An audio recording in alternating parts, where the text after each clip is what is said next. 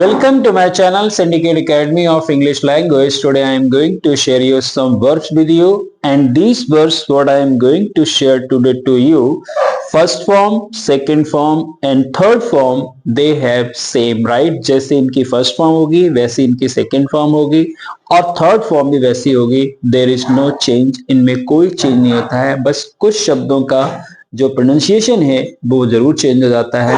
तो पहले तो मैं ये वर्ब आपको बता रहा हूं कि कौन कौन सी ये वर्ब होती हैं, and after that I will tell you, फिर मैं आपको ये बताऊंगा कि इसको अगर आपको किसी सेंटेंस के रूप में लिखना है तो ये आप कैसे पहचानेंगे कि ये प्रेजेंट इंडेफिनिट का है या पास्ट इंडेफिनिट का है, क्योंकि these things, these verbs, they create lot of confusion when you are going to find out any kind of common error in the exam, right? तो देखिए पहला है जैसे hit, राइट? हिट का मतलब होता है मारना, राइट? जैसे इसकी हिंदी भी लिखता जा रहा हूं मैं, मारना. अब देखिए इसकी तीनों फॉर्म एक जैसी हैं, हिट, हिट और हिट, राइट?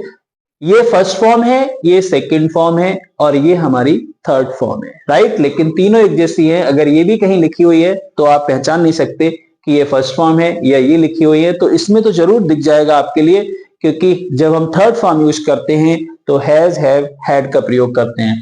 और दूसरी है हर्ट. हर्ट का मतलब होता है चोट पहुंचाना, राइट? चोट पहुंचाना. इसकी भी तीनों फॉर्म एक जैसी रहेंगी, हर्ट, हर्ट और हर्ट. ओके. अगला है कट. कट का मतलब होता है काटना. अब इसकी तीनों फॉर्म एक जैसी रहेंगी कि कट और कट, राइट? अगला है पुट और पुट और पुट. पुट का मतलब होता है रखना, राइट? जैसी फर्स्ट फॉर्म है इसकी वैसी सेकेंड फॉर्म है और वैसी इसकी थर्ड फॉर्म है. अगला है कॉस्ट. कॉस्ट का मतलब होता है कीमत आंकना,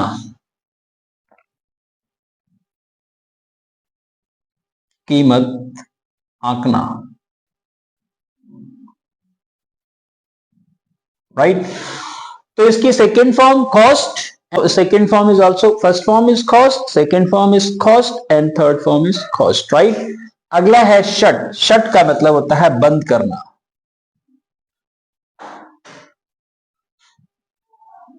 okay? First form shut, second form shut and third form भी शट होती है इसकी, राइट? अगला है वेट. वेट का मतलब होता है भीगना, राइट? इसकी फर्स्ट फॉर्म भी वेट है, सेकेंड फॉर्म भी वेट है और थर्ड फॉर्म भी वेट है, राइट? अगला है लेट. लेट का मतलब होता है होने देना, होने देना. और या फिर इसके लिए इसका मतलब होता है आज्ञा देना, राइट? आज्ञा देना, राइट? आज्ञा देना. और इसकी भी तीनों फॉर्म एक जैसी रहेंगी, लेट, लेट एंड लेट. अगला है सेट. सेट का मतलब होता है ठीक करना, ठीक करना,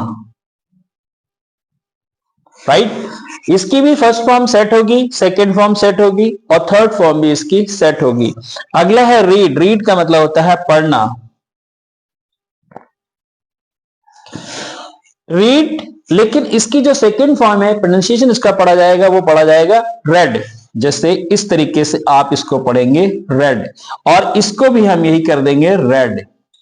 लेकिन स्पेलिंग तीनों एक जैसी रहेंगी, R E A D, R E A D और आर ई ए डी. ऐसे अपसेट. अपसेट का मतलब होता है परेशान करना, राइट? परेशान करना, अपसेट का मतलब है परेशान करना. तो सेकेंड फॉर्म भी इसकी अपसेट ही रहेगी और थर्ड फॉर्म भी इसकी अपसेट ही रहती है, ओके? अगला है स्प्रेड. स्प्रेड का मतलब होता है फैलाना,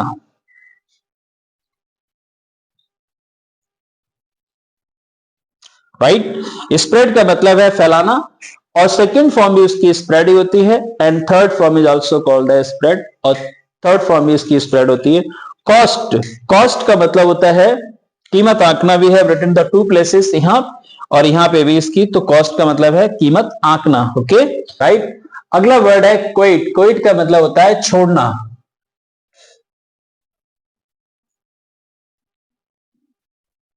राइट, इसकी भी तीनों फॉर्म एक सी रहेंगी, क्विट, क्विट और खोई। ब्रॉडकास्ट का मतलब क्या होता है? प्रसारित करना, प्रसारित करना। ओके, ब्रॉडकास्ट और ब्रॉडकास्ट, ब्रॉडकास्ट, इसकी तीनों फॉर्म एक जैसी रहेंगी। राइट, ऐसी है फोरकास्ट। फोरकास्ट का मतलब होता है भविष्यवाणी करना।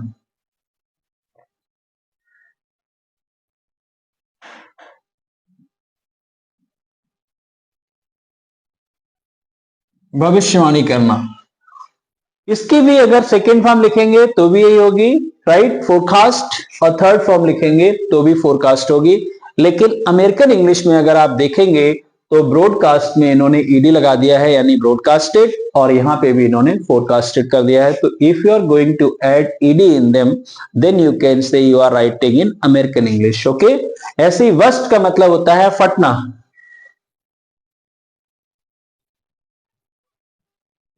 राइट, सेकेंड फॉर्म भी इसकी हो जाएगी वर्स्ट और थर्ड फॉर्म भी इसकी हो जाएगी वर्स्ट। ऐसी फिट का मतलब होता है दौड़ा पड़ना।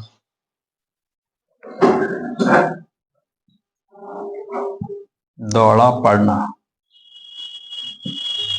राइट, लेकिन अब मैं आपको, ये तो आप हो गए कि फिट तीनों एक जैसी रहेंगी इसकी। अब ये वर्ब में अगर आपको ये पहचानना हो कि ये फर्स्ट फॉर्म है या सेकेंड फॉर्म है, तो किस तरीके से पहचानेंगे, तो मैं आपको बता दे रहा हूं कि एक इसमें ऐसी चीज है जो इजीली आप फाइंड आउट कर लेंगे। जैसे मान लीजिए मैंने पहला सेंटेंस लिया, ये हिट, जैसे ये लिखा हुआ है ही हिट्स मी, राइट, और दूसरा सेंटेंस अगर मैं लिखूं ही हिट मी, राइट, तो ये सेंटेंस जो है कि अगर यहां पे इसका मतलब ये है कि इसमें ये नहीं लगी हुई चीज है, तो ये हमारा सेंटेंस है। ये सेकेंड फॉर्म हमने लगाई, तभी ही के साथ में यहां पे एस नहीं लगा। ओके, अब देखिए अगर ये एस नहीं लगा यहां पे है, तो इसका मतलब क्या हुआ कि ये सेंटेंस हमारा जो है वो पास्ट इंडेफिनिट का है। ये तो हमारा हुआ प्रेजेंट इंडेफिनिट का, आपको दिख भी रहा है ये प्रेजेंट इंडेफिनिट, राइट, और ये हमारा है पास्ट इंडेफिनिट।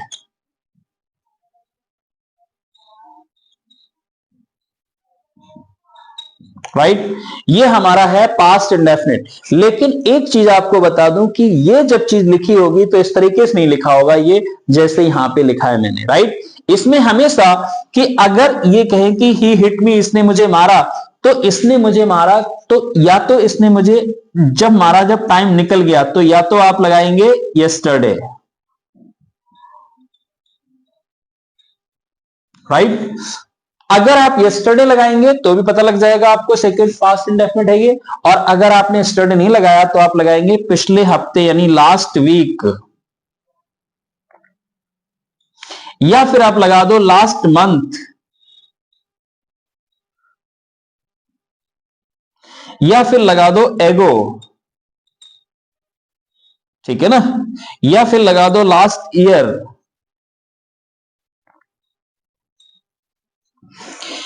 यानी पास्ट इंडेफिनिट में जब भी आप कोई चीज लिखने जा रहे हैं तो हमेशा याद रखेंगे कि उसमें या तो यस्टरडे दिया होगा, या फिर लास्ट वीक दिया होगा, लास्ट मंथ दिया होगा, एगो दिया होगा, या लास्ट ईयर दिया होगा। यानी कुछ ना कुछ ऐसा जरूर दिया होगा जिससे ये पता लगे कि ये काम पहले हुआ है, यानी इस काम को अभी नहीं, इससे पहले, यानी एक दिन पहले, एक घंटे पहले, 2 दिन पहले, 10 दिन पहले, एक हफ्ते पहले, एक महीने पहले, एनी टाइम। राइट, कुछ ना कुछ ऐसा दलील दिया होगा। तो अगर आप कॉमन एरर पहचानने जा रहे हैं and you are going to apply such kind of formula, अगर आपको ये कहीं मिलता है और ये जितनी भी वर्ब हैं और ये वर्ब अगर रखी हुई हैं और उनके बाद में अगर कहीं भी इस इतने में से कोई भी चीज अगर कहीं दी हुई है तो easily you can find out कि ये सेंटेंस जो है, ये जो वर्ब लिखी हुई है इसमें, वो सेकेंड फॉर्म है और ये सेंटेंस जो है वो पास्ट इंडेफिनिट का है। ऐसे कभी कभी हम एक्टिव पैसिव वॉइस बनाते हैं, तो वहां पर भी अगर जैसे इस सेंटेंस में आप देखें इसका पैसिव वॉइस बनाओ, तो इस सेंटेंस का पैसिव वॉइस कैसे बना लेंगे, राइट?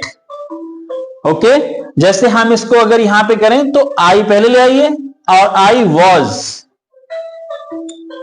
Hit by him.